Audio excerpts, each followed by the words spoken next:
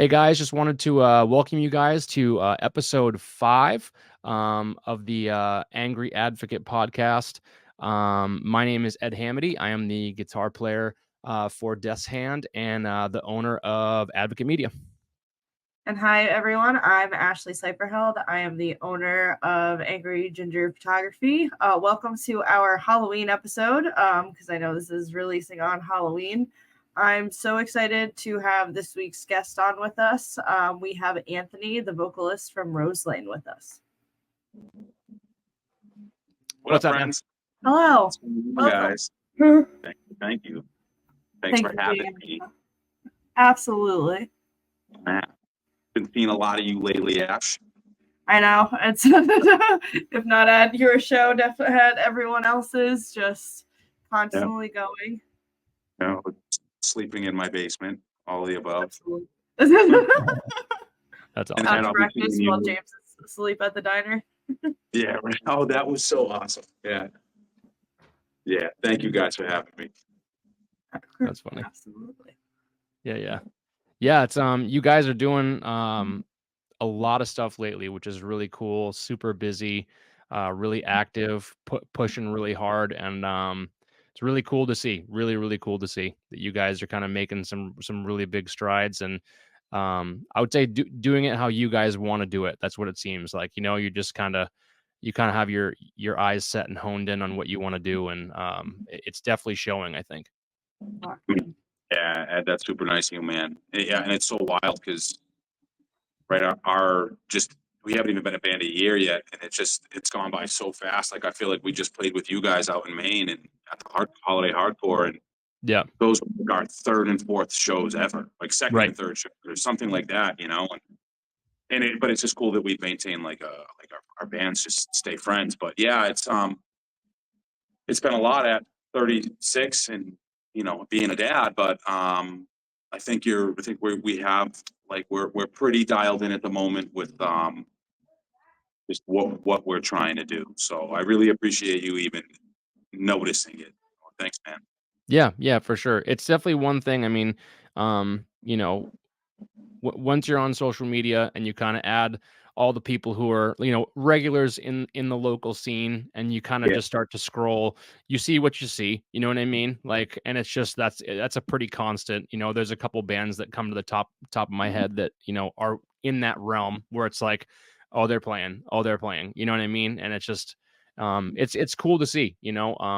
Every band kind of takes their own stride and does their own thing, and it's the same thing with us. We're a little more laid back with shows right now, but it's the same thing. It's just you guys are constantly kind of pushing at it, and I mean it shows, and that's awesome. That's what you want to see in this scene, is those bands that are kind of really dialed in and know exactly what they want to do, how they want to sound, and it's definitely a cool thing to see. So Thank you, brother. And I like right back at you, man.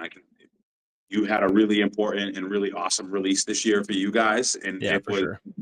Dude, your production's on point. Like, the professionalism speaks for itself. You guys are so dope live. Like, everything is there for you guys too, man. And you just, and especially in Maine, right? Like, a lot of hardcore bands out there, a lot of great hardcore bands. And similarly, like, we can play those shows, your band can play those shows, but your sound is what it is, and it's true to you guys, and you stick to it, and you do it really damn good, man. Yeah, thanks. I appreciate that. Yeah, I mean, I think it's, especially in Maine, the hardcore scene is huge, right? Yeah. I mean, it's really like the spot to be in if you're a band, and if you're outside of that, you have to have specific things to kind of check the boxes for those hardcore kids to be like, okay, we'll watch you, or okay, we'll come out, right? Like, and that's no slight to any of them at all, you know what I mean? It's just they have a very specific, like, do they have this, do they have that, and we get some of those kids for crossover for sure. But yeah, it's definitely, Maine's definitely a very, very like hardcore first music right now. Yeah, it's challenging. Yeah, but it's a fun challenge though, and to be honest, it's nice because I kind of try to do my own, like, we kind of just try to do our own thing, And if people like us and, you know, people want us to come and play in Mass or play in New Hampshire or play in Northern Maine, like we'll do it. You know what I mean? So at that point, it just is what it is. We ride the waves when they come, and when they don't, we just kind of, you know, wait for the next one, you know? So For sure. Shout out everybody, man. Like all yeah, your whole band, dude. They're all a bunch of great dudes. So thanks. I appreciate it. Well, with that, I think we can probably jump into this video that we have for you. Do you want to tell us what the video is and all that? I mean, I know everyone has seen it, but that's okay. Yeah. Against the current. And I got to just say, the coolest part about this video to begin with was that my kids were there for filming the entire day. So that was their first time. They went to their first show recently, but they were like, they were like kind of having like a struggle a little bit early on, and then when they see the end result, they're like, "Wow, I was there for that," which is really cool. That place that we're jamming, like we know it's the woods, but like that like it's a playground. And Brian and I, when we were like 15 in our first band, we used to go out there and get trashed, and it was like our spot. So we were just walking in the back of his old house one day, and we were like, dude, let's go up there and look, and like, if it's sick, we're doing a video there. And I'm like, yeah, fuck yeah, we are, you know. But that's that, man. And shout out Kyle Mack. Kyle Mack did the production on the video, and he made it super fun, and he's just our homie, and I can't wait to work with him again. But yeah, man, that's Against the Current in a nutshell. Cool. Yeah, well, let's throw this up. We'll listen to about a minute of it, and then talk a little bit about it afterwards. So here we go. We're gonna pop this up right here, right now. Hell yeah. Oh yeah, pantsless.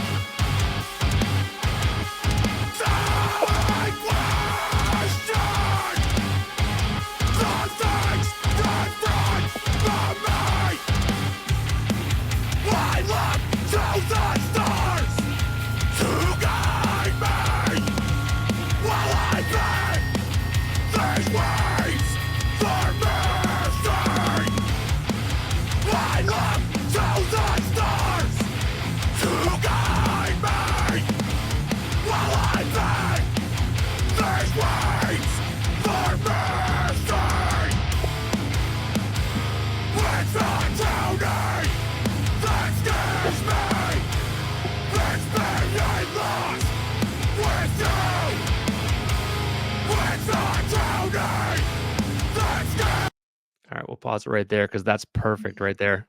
Yeah, look at that. Wow. Pretty hungry in that picture. Definitely That's hungry. Awesome. Super hungry.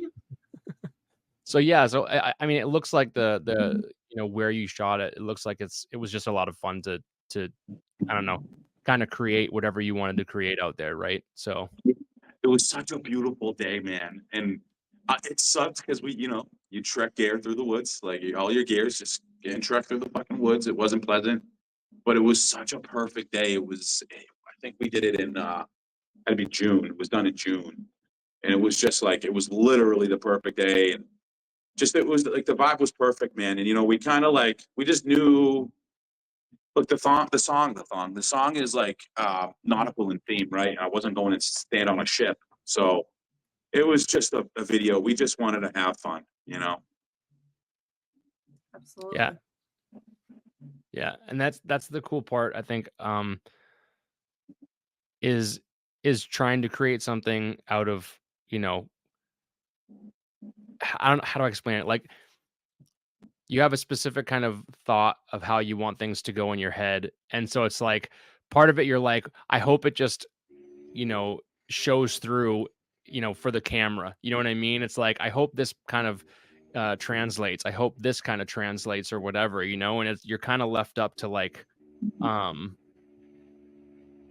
don't know, you're kind of left up to everyone's ideas and hoping that it translates, and it ends up getting to the editor, right? So that's like, okay, can he kind of fulfill what we want to fulfill? And I feel like it did. I mean, the video is really cool. I like the sequences. I like how some of it's very like chaotic, some of it isn't, and it kind of goes back and forth between all that. So it's really it's a fun video to watch, I think. Thank you, brother. Appreciate that. Kyle really, there honestly wasn't a vision. Like we just had ideas, and given, what we had to work with, like there could be, how it is that like there can be too many cooks in the kitchen, and like we just can't all have an idea and have it be placed in, or else you're going to have, some fucking journey that is more ridiculous than me running around in my underwear, Right.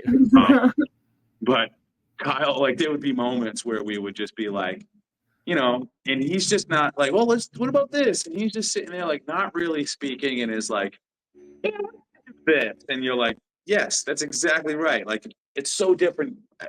And I don't want to go off on a tangent, but I think about the studio and how at the end of the day, ultimately your vision is what a producer is going to do. They're gonna help you and guide you along the way. If you have a great rapport, then you're gonna have a great song, and you can say, yes, I will take what you just wrote and lose your ego or whatever.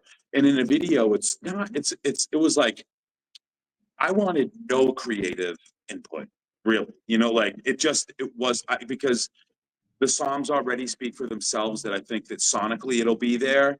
And yeah, like if Kyle has a vision of whatever, then great, because it's only going to look better. So it was very easy in that kind of setting to just be like, yeah, like do whatever the hell you think is going to look cool, like do all that, it was very, there's a like cool contrast there.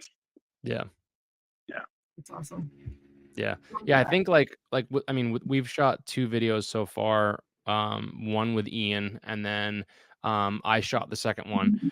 And the one with Ian was pretty simple because both were just playthroughs, really. Like, and the other one, we didn't really have a vision. The one that I shot, we didn't really have a vision necessarily. It was like, we're gonna be at Kyle's clubhouse, with all his guys. And then from there, it was kind of like, Ryan was like, hey, what if we just went out back and I just walked around and you followed me, and we kind of did like, a rap style thing. And it was like, cool, let's add that. Absolutely. We're also not the ghost inside, and we don't have a budget. So right. Yeah. There's a lot there, Yeah, just let it flow. And that's pretty much how both of ours were. Ian kind of made it really easy to do it with him. That was super simple. And he just kind of looked around the room of where we were at and was like, let's shoot this over here with Ryan. Let's do this with the guitar players. So yeah, I think it's easier to not have, like, we didn't really like have a vision in either of our music videos either necessarily, but it was just like, we're here and what can we shoot while we're here? And it just got pieced together after the fact, and I think it's definitely easier that way, I would say. Because like you said, you can definitely get way too many people with way too many ideas, and then the music video makes no sense. For sure. Yeah, exactly. Yeah, that's crazy. I noticed that helping with Rap Bloods, I'm very excited for their music video to come out, but they all wanted to like this very specific lyric. Like everyone wanted, like, I'm gonna do something on this part, and then finally Ian's like, all right, guys, you've all wanted like the same like section. I can't have like all like everything like on screen. So like making sure that it's not like the too many cooks in the kitchen. Like here's the direct plan and everything. Yeah. Right. And I would say that like Ian's reputation speaks for itself. And if I just trust a guy to say, well, I don't really give a shit about what all you want, this is what's going to look the best, Right. Yeah. And it's definitely the same with recording. Like you kind of said, like, we go to Evan Salmons from Last Chance to Reason. He's the drummer for Last Chance to Reason. Oh, yeah. And it's like, we do the same thing. Like, here's our song. This is what we have. Do whatever you want to it. Yeah, right, I mean? Right. Well, it's like, yes. Like, because like people who have had that magnitude, or whoever you go to, if you go to them to trust them, right? You trust them. So it's like, I'm bringing you this. You take the best parts and, you know, make them perfect. And, you know, if you feel like certain things should be added here, like, you know, and we like to have creative input too, you know, but I think it's definitely cool to like let someone else, you know, throw in their spices and, you know, see that kind of final product. So I totally agree, brother. Shout out Chris Curran. That's our producer. You yeah. know, Vanek, Barrett, Lost for Words. Yeah. Reputation speaks for itself. So when you see that, right, and like when you see a reputation, and you know, super easy for me who hadn't been in a studio in 20 fucking years to like be Right. like, yeah, like the dude who's gonna like did Vanna Records is gonna like, yeah, like of course, like tell me what to do, you know? Yeah, yeah, exactly. Exactly. That's awesome. Sweet. Well, I know you specifically, Anthony, from Roselane, but how long, like, have you been in music? How, like, when did you first start, and what have you been outside of a vocalist? Yeah, that's a cool question to ask. It's like, so it all started in second grade, man. I wanted to play trumpet. And Mr. Thomas Sunis, Mr. T, at the time, he was probably 1,000. And that was, you know, a million years ago. And I wanted to play fucking trumpet. And he handed me drumsticks instead and said, this is what we have left. And Interesting. I went home and my mom bought me a snare drum because that's all that we could afford. And then we slowly, like, I just played my snare, and like I would go in the marching band, and like, you know, we'd be in like parades, and like I just got really good at snare. And that evolved when I found punk rock, and like I started to play punk songs on drums and just learn punk songs, MXPX, NoFX, Blink 182 shit, Yep. H2O. Like I like when I found punk, I was like, okay, like I really didn't connect with the new metal shit other than like heavy parts. So I just like I found punk and was playing my first punk shows. I was just trying to piece this together the other day with some friends. Actually, I think I even touched on it a little bit with you when we were high or something, smoking a joint. But I want to say my first show ever as a drummer, like I mean in general, but I was playing drums. I think it was definitely no later than 2002, but it's just whether it was 01 or 02. And that was with a band that had a million different names. I think the one that meant the most to me, we'll just call it Chillmark. And Chillmark, I played drums, and actually my buddy Big Mike in the band Infinity Sequence, who jams right next door to us, he played in that band, and it's just wild that we're still doing it, like playing the Palladium together. Yeah, so that was my first band. And one time I went to me and Big Mike went to like a local show, and you know, I'm like 15, 16, and I was super hard. I mean, I like pop punk as much as I like hardcore. And we went to like a band was covering Newfound Glory, Hit or Miss, and they did not know the fucking words.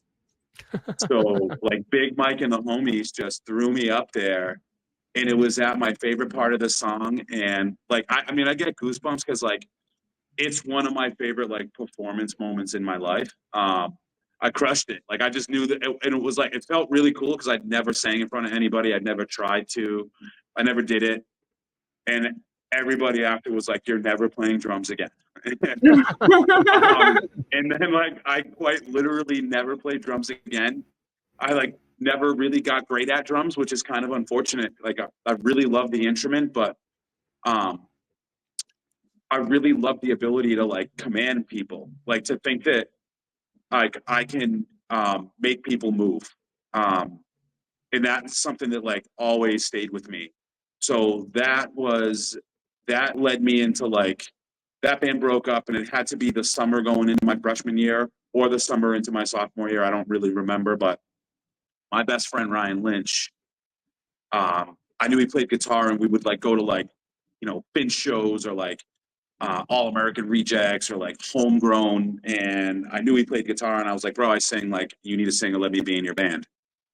And I showed up to band practice, and we covered What It Is to Burn from Finch, and I like did the first scream, and they were like, you're in. And that band was like one of the dopest things I ever did in my life. Like looking back, you don't really understand how important it was in the moment. But like reflecting, man, like it would have been really sad if I wasn't in Roselane to think I peaked when I was like 19 and it all ended, because if we stuck to it, I believe Forgotten Screams was heading towards like a touring band.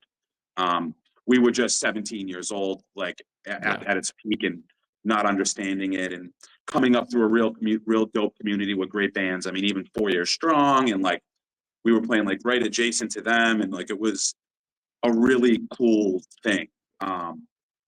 After that, and you guys can totally rush me along too, but I'll talk too much. But after that, like, so, I mean, my life was a fucking mess, guys. So like music wasn't always at the forefront. Like it always helped me and like I needed it, but I didn't have the ability to like put into a band. And it was like a 3 or 4 hiatus between me even like jamming again. And then I like did some thrash shit with some kids from Clark University that did nothing. And I got married after that and had kids, and I did nothing. I didn't write a song or make music for 12 years, 13 years, until my ex-wife and I split. And my best friend, Ryan, who I spoke about earlier, he never stopped playing guitar. And we wrote songs together in the summer of 2019. And I played bass on those. He taught me how to play bass basically. And,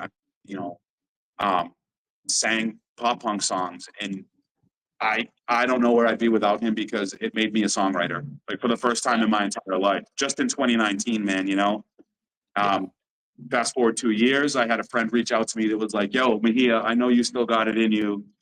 Come to band practice with all these people that I won't name, that like had been around the scene with me from 20 years prior, 15 years prior. And that was I Know a Ghost. I joined I Know a Ghost in 2021. That was short-lived. It was about 4 months. Great dudes, great experience. We played really dope shows. They were never my songs. I replaced the vocalist. And they just weren't the people I was supposed to jam with, but they let me know that I still got it. Like I just knew that if I wanted to do this seriously, I could.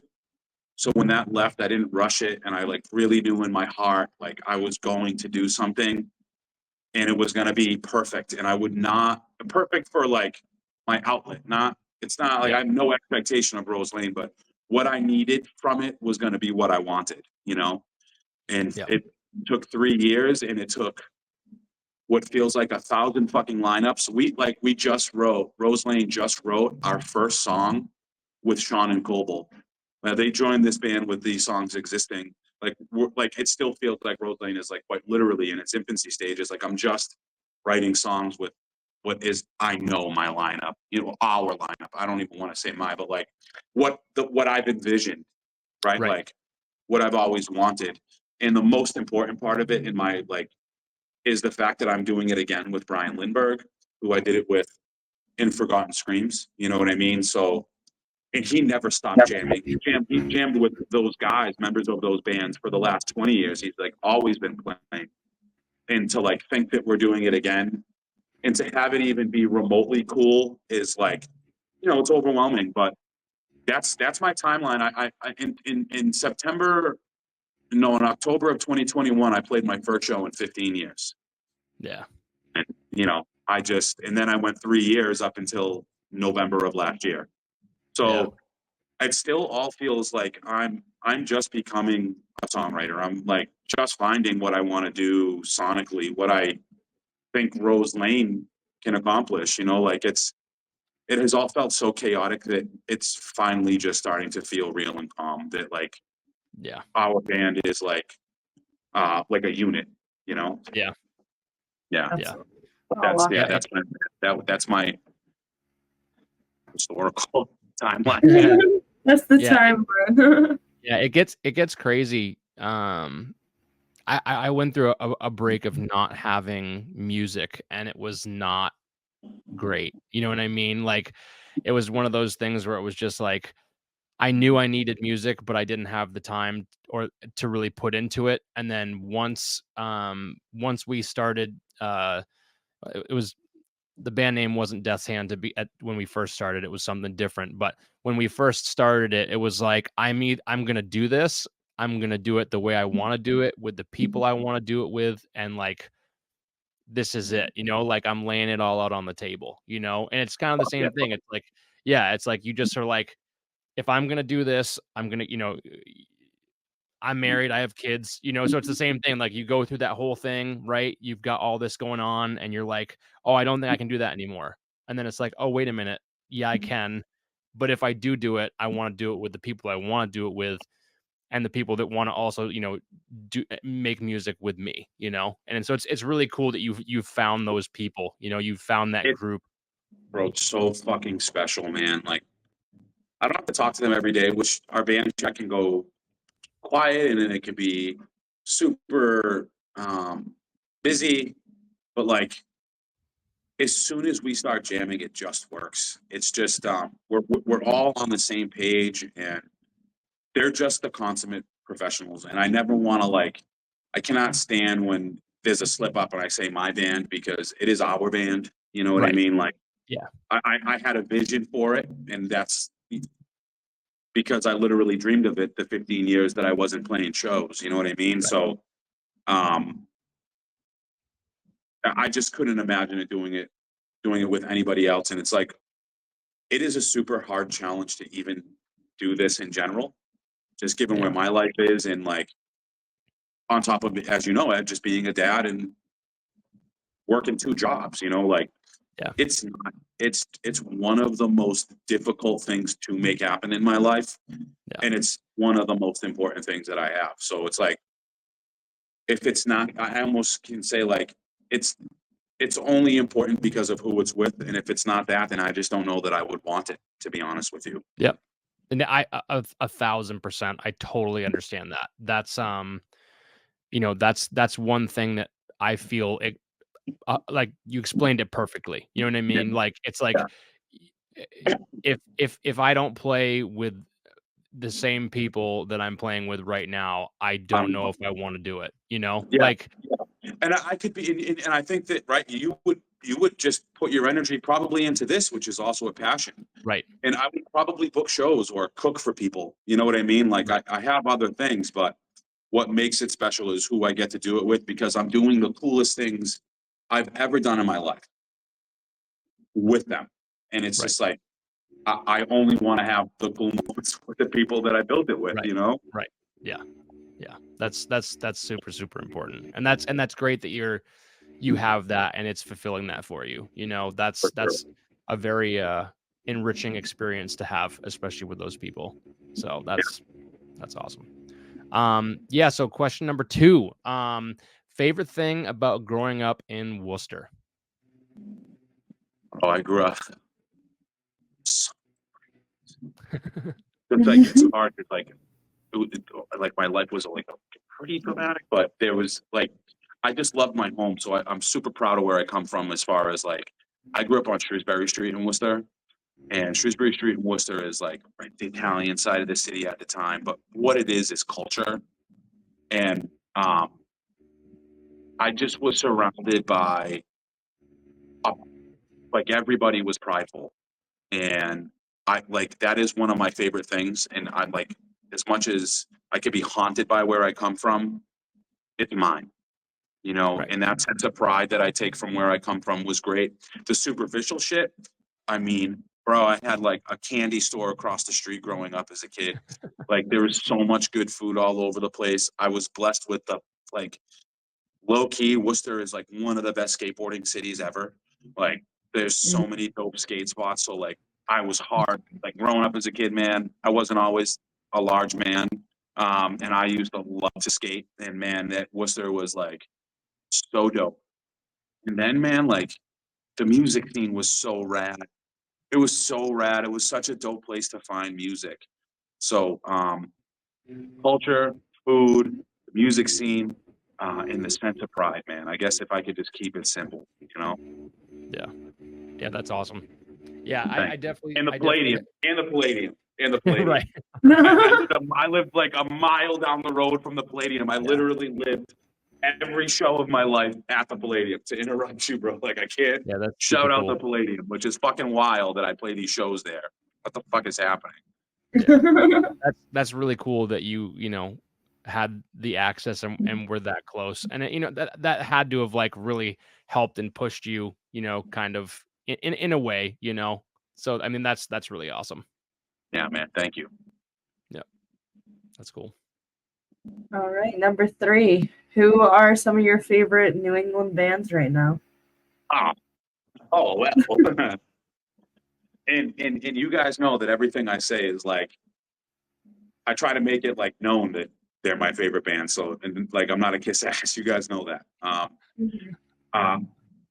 It just so happens that like, not only the bands am I going to name, do they sound fucking tight as fuck, because I'm a music snob. If like, I can love people, but I'm like a production whore, you know? Right. So, I mean, definitely, I think the bands that deserve more recognition every day of my life, we have Rap Blood, we got Death's Hand.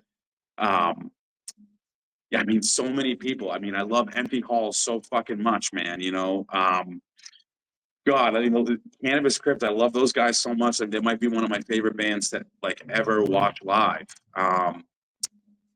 God, I mean, I have to give my proper dues here. So when you put me on the spot, you gotta give me a second here. It's difficult. Yeah, as many as you want to fire off. yeah. I mean, Stand Abandoned. I love those guys so much. I really hope that we can hit the road with them.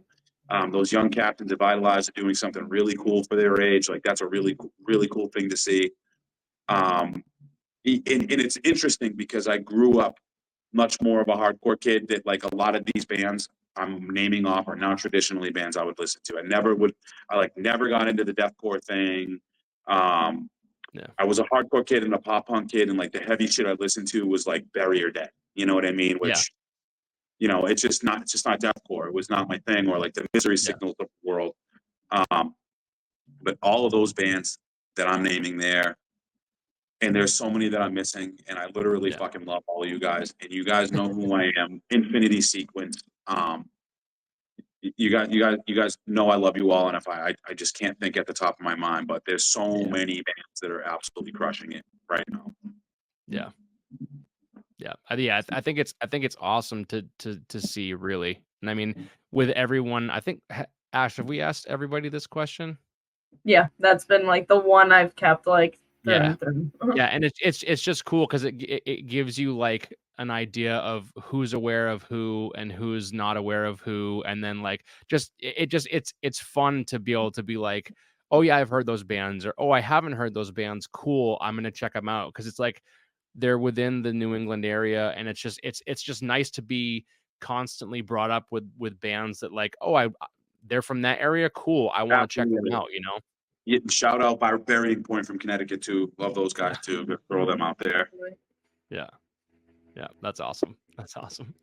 Yeah. So we'll go question 4. Favorite venue you've played, or dream venue you'd like to play? Yeah, I mean, right. So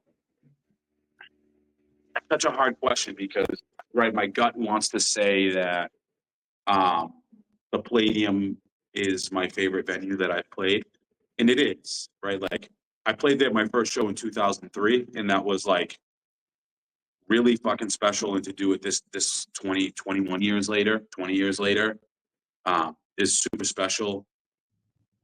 Obviously, I want to get downstairs. And that's the ultimate dream. That's the pinnacle for me. That said, I've already, like, if I stop today and these are the shows I played, I will say that I did everything I've ever wanted to accomplish in music. Right.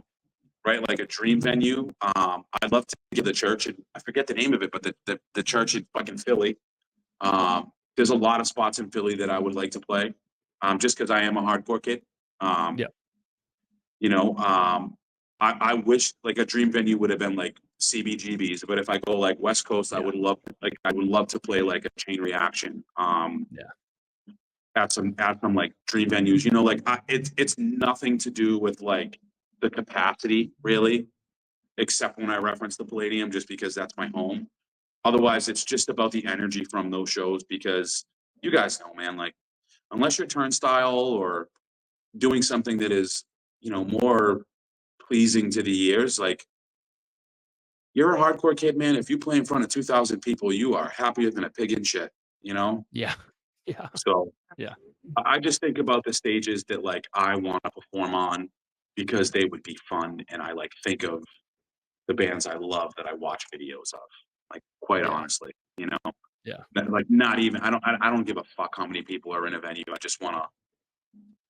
just like want that energy, you know? Yeah. Yeah. I would say that, and I like how you answered that because it's no, I think all people who play music have aspirations to like play the biggest venues, right? It would be so cool to be able to play these massive venues. In Yeah. reality, most bands won't be able to do that. And it's Yeah. like, but at the same time, you have like this benchmark where you're like, I've hit this. This makes me feel good knowing that I've hit this spot. You know what I mean? Like I know that like, like for you, like the Palladium, like I've played the Yeah. Palladium. If I can play downstairs and that was the last time I ever played, I would be super happy, Right. I die And happy. yeah, it's the same thing with me. Like if I was able to play like the State Theater here in Maine, like and open up there or do something like that, like I would be happy, right? Like I'd be like, cool, I'm content. Like I opened up for a band there, or I played there, and like I'm happy that I was able to say that I've done that. So it's I don't know. It's like that super humble answer. It's like, yep, Right. like this is where I'm at. I know I want to be able to hit this spot where like I know like I've made it. Like Well, I've you know what? made. Well, like that's what I would like stress to young people that are doing this. Just have your expectations be reasonable, especially given like the sound that you have, you know, like nobody in this scene is doing this for money, you know, like that's not, No. you do it because you love it. If you can be self-sustainable, then you win. Right. But you know, unless you're fucking Tina Turner, like you're not selling out Madison Square Garden in Right. Dead Sand or in Roselane or insert fucking band here. Right. But can you get your ass on the road and make and have an impact on new people in a different place? Then fuck yeah. Like then that like, and if that is your dream and goal, well then you know what, you're gonna be super happy in music because it's super achievable. You know? Oh yeah. Yeah. I think that like switching my mindset to just that tactic has gotten me so much further in everything I'm doing. And in like just over a year, I'm doing like the bigger venues in Massachusetts. And it's like it's wild because I never dreamed that. Like yeah. Can I interrupt you guys real quick? How unprofessional will this be if I shift? Because my block is not charging in this wall and I don't want to lose you. No, go ahead. Do whatever you got to do. So yes, but like I'm Move guys, along. I'm gonna make this be as professional as possible, this shift. So I am here for this conversation. And I really appreciate that question, man, because I think it's important to have somebody or hear it from people that like the dream isn't $1 million in 25,000 capacity room, you know? It's just to have an impact on anybody. You know, just have an impact on somebody. And if those are your expectations, then you're doing something right, you know? Yeah, exactly. And I think, I mean, like we've had people who like we know have traveled like a far distance to see us play a show, and like they walk in and like have a Death's Hand t-shirt on, and it's like I remember this. I had a show literally in Bridgeton in my hometown, right? Yep. And like this a younger girl, and I think it was her father and maybe her sister. They end up showing up to the show, and she's got a Death's Hand t-shirt on. I'm like, where did you like? I was like, I don't want to be rude, but like, where did you get that? And she was like, oh, we saw you in OOB and you guys were awesome. And I saw the flyer that was for the show and we came. And I'm like, how far did you drive? She's like 2.5 hours. I'm like, awesome. Like, and she probably thought that your band was the biggest band ever, you know? It was the coolest thing that we had experienced at that time. Like me personally, because I was the one that asked. But I was like, that's so cool that you liked what you saw earlier in a previous show and decided to travel 2.5 hours to come and watch us. Like right. cool. And your dad brought you, which is even better. Like, that's super cool. Like, you know, I'm so sorry about this shit, guys. But you like to have that moment, Ed, is like, I'm sorry, I'm the worst, you guys. It's like no, the you're worst I thing you just can love do on the a podcast. transition into it. you're perfectly fine. This makes it even better, honestly. yeah, because I like. There's no way I'm losing this because Ed, you got me fired up. So first of all, that experience that you're talking about is the purpose. Like that's like you have to have your outlet. You have to like be able to get what you need to creatively, right? Like you're still an artist, so the creation is like number one. But it's like, where do I direct that creation? So to piggyback off of what you just said, we have this young kid named Gabe, 14-year-old kid. Okay. This kid loves us so much. I get messages from him now on like personally or to the band chat where he'll like send us our lyrics on a Trapper Keeper. You know what I mean? Like that's awesome. That's exactly why I'm in a band. You know, like to think that I can do anything that might give hope, help a kid be fucking deal with something he's dealing with or escape from it. You know what I mean? And that is the purpose of it. I have my dream venues, and I just keep them obtainable because it makes me a happy creator when I do that, because I'm actually going check, and then you can push, you know? Yeah. I think it's really cool to have those specific people, even if it's like, you know, oh, like as a band, I know out of my own head that we've affected 2 people, right? Like, and like it's Right. either people who have, like you said, messaged you, or like, hey, look, I have this, or hey, you really mean a lot, or hey, you know, whatever, I really connect with your band. Even if it's just one person, Mhm. that makes it worth it. Like, you're like, I affected one person for at least an hour's worth of their time. It's probably more than that, you know what I mean? But it's Correct. like, yeah, to be able to get that and have that feels amazing, you know? And it's like, yeah, That's that's when I super say cool. like living out a dream. Like I just talked about it in a post. Like I'm literally living out my dreams. It, and if you like keep your dreams reasonable or like have purpose, I should say. I don't want to say reasonable because people should shoot for the moon, but if you can just have like keep them obtainable, then you find a purpose, like I said, and like you give them a purpose. And my dream is to help somebody. Like I just want to help. And the only way, well, the best way that I think I could do that is be open about what I've gone through, because then somebody else can connect to that, you know? Exactly. And if you reach more people by being open and honest, then you can maybe accomplish those other things, doing it in front of more people every time. And of course you have to like back it up with, right? In our instance, you and I, we have to back it up with good fucking music, you know? Right. The music that people like, you know, or you're proud of. Yeah. Yeah. And I think that's one of the big things about being either a musician, a photographer, a videographer. You just need to be yourself. You need to create and be yourself and who you are. And if you're Right. truly yourself and you like, I think I said this in one of the podcasts, like as a band, we write for ourselves. We don't write for anybody else. Like, Correct. and that's not a selfish, I'm not making that selfish. Like, I'm just saying, like, we write because we want to play and we want to have fun. And when we play and we have fun, and when we play and when we have fun, if people can feel that energy or read that energy or read into what we're doing, whether it's lyrically or whatever, just emotionally, physically, when we're on stage, if people connect with that and people go, oh, these people are being real, like they're, you know what I mean? And it's like, they can feel that. They can feel that when you're being authentic. You know what I mean? Well, that's exactly it, bro. You took the words out of my mouth, and you just have to be true to yourselves, right? You can't, right? As soon as you guys allow an outside influencer say, hey, if we do this, we could be this. As soon as you start doing that, then you've lost your purpose, because you know, then what happens when you obtain that goal? Like, are you still happy doing it? Are you bored? Like, There's nothing else.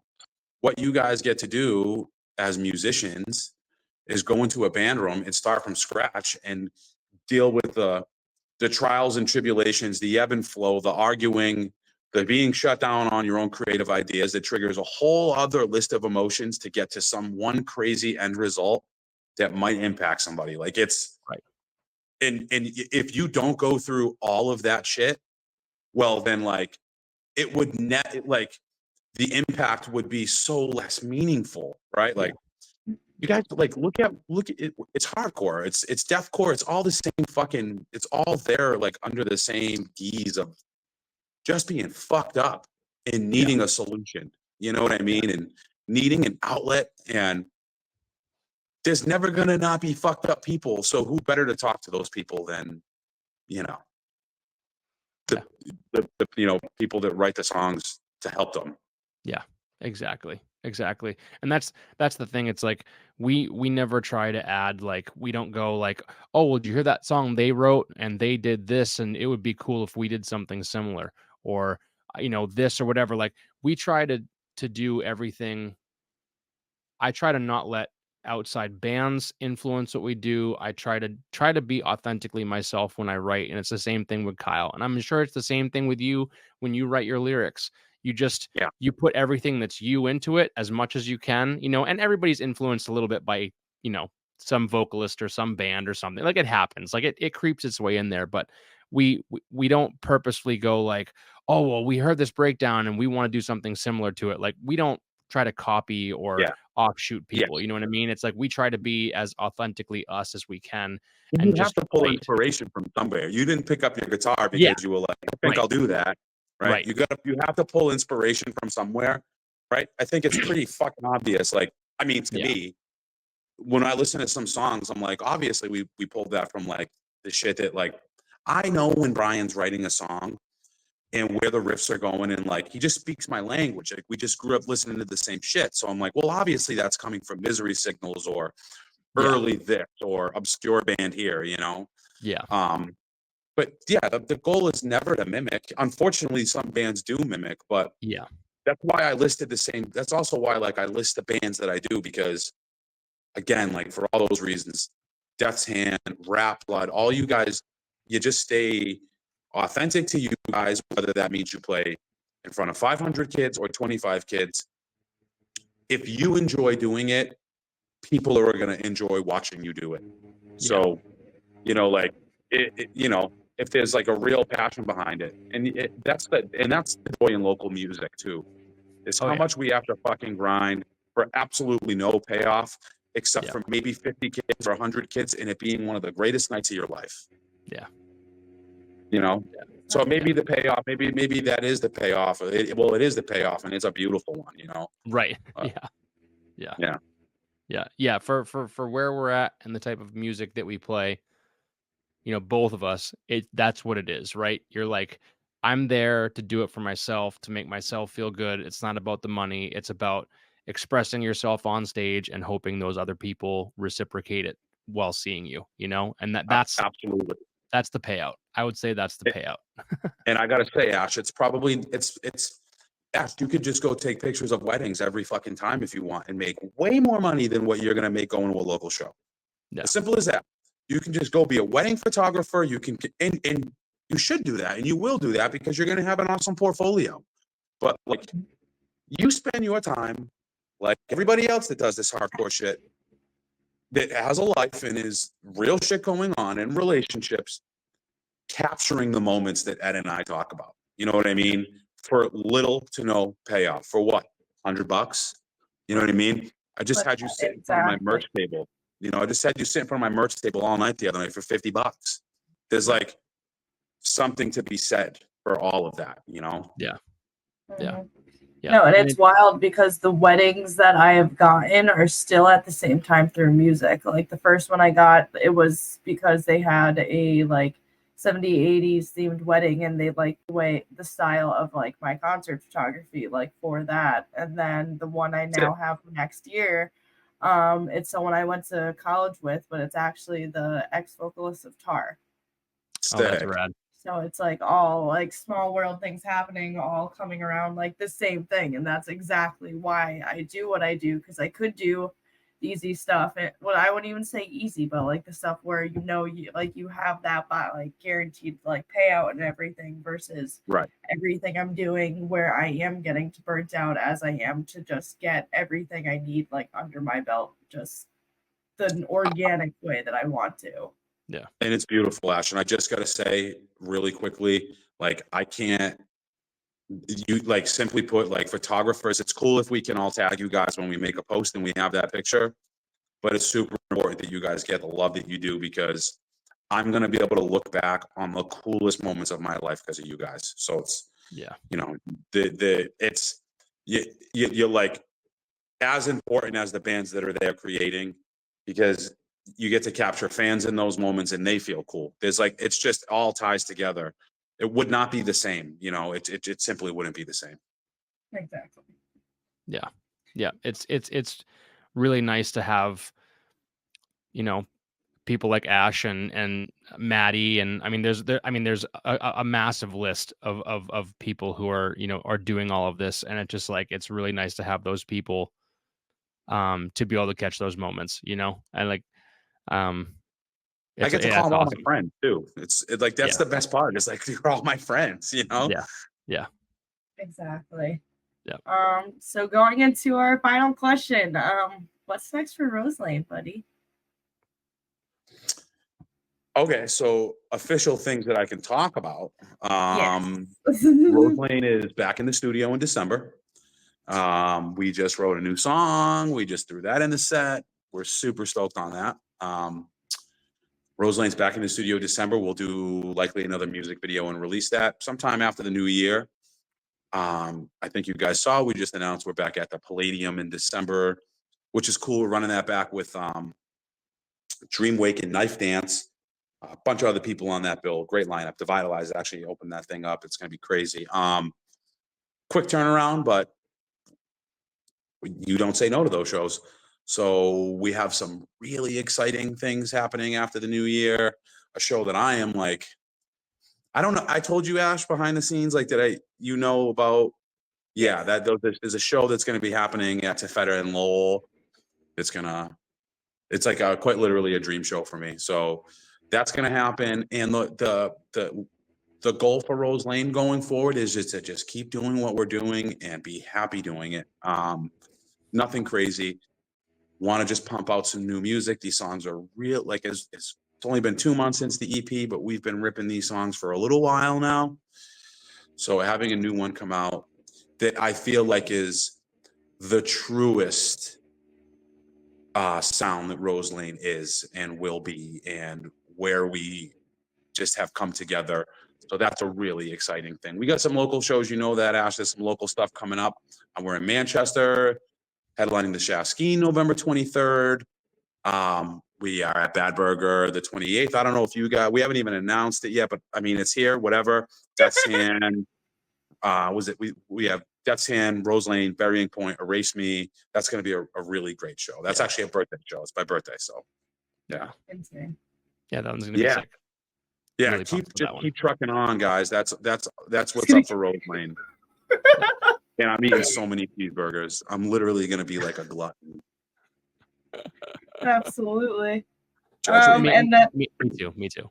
And then with that, you missed one of your like next show, but it works out because I can read it off here. I didn't want to take it from you. I didn't want to take it from you. That works. That's awesome. So shows happening in the area this weekend. On Friday at Kodo Lowell, put on by Melody Productions, we have Roselane, Cannabis Crypt, Cold Case, Bag, and Pretty Ugly. And we also at O'Brien's, put on by Asher Thomas, have The Culling, Voices in Vain, Moonflower's debut show, and Mass. On Saturday at the Jewel Back Room by Big Boy Booking, we have In Mass again, Voices in Vain again, nice little weekender for them. Rap Blood open Upon Broken Apologies and Brace for Impact. I'm so excited to see Upon Broken Apologies. I am yet to see them. And then shout out Eddie. Yeah. Have you seen them or? I've not, but I love Eddie, so shout out Eddie. Absolutely, I love Eddie. He is great. And then lastly on Saturday, held by Queen City Fight Club and 59 Underground at the 978 Lounge, is Cytokine's album release show with Stand Abandoned, Lanterns, and Overtime. Shout out all of those bands. And those are bands that I forgot completely, man. Overtime, I fucking love you guys. Lanterns, I fucking love you guys. Man, Cytokine, I fucking love you guys. Shout out to 59. Shout out all those guys. Yeah. Yeah, they're all homies. They're all great. And guys, I am so sorry at everybody that watches this podcast that I had to it's get up and walk around beautifully, and they're gonna like barely know what we're talking about right now. Yep. You're barely good. Yeah, everyone's gonna go, "What's this at the end? I don't understand it." What is happening? You can cut me out here. Yeah, that is perfect. Fine. Yeah, but that brings us to the end of episode 5 of the Halloween episode of Angry Advocate. Woo-hoo. Yep, absolutely. Guys, I love you guys. That was so much fun. And I can't wait to see you. Please give everybody in your band an open mouth kiss for me. I will. Absolutely. It'll happen. Next time I see him. It'll be a minute, but I promise I will do that for every single one of them. Man, but, Kelly Ryan, and what's your other guitarist? Big dude. I love that guy. Kyle. I fucking love that guy, man. He's super. He's like a big teddy bear, huh? He's man. He's super sweet, man. Crazy. He said some really nice things to me, and you guys are all just the greatest guys. And Ash, I love your friendship, and I love that I see you all the time, and I love your man. And I'm so glad that we're all friends, and I can't wait to see you guys in January. Yeah, it's gonna be a blast. It's definitely gonna be a blast. So let's do this man. again. Yeah, thank you so much for coming on. It's been a great episode. A lot of fun. And so this will be posted as soon as we can post it. It's gonna be a blast.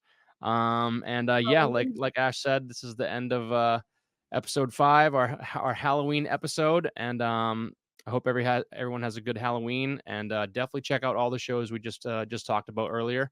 Go check them all out, and it should be a blast. So everyone have a great weekend, and we'll catch you all later in episode 6. Have a good night, bye guys. See you later.